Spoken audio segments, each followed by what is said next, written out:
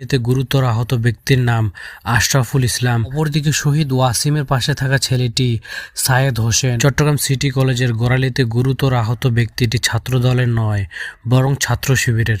তার জলযন্ত্র প্রমাণ হচ্ছে বাংলাদেশের সবথেকে বড় বিশ্বস্ত সত্য মিথ্যা যাচাই করা সাইট রিউমার স্ক্যানারে প্রকাশিত এই ছবিটি।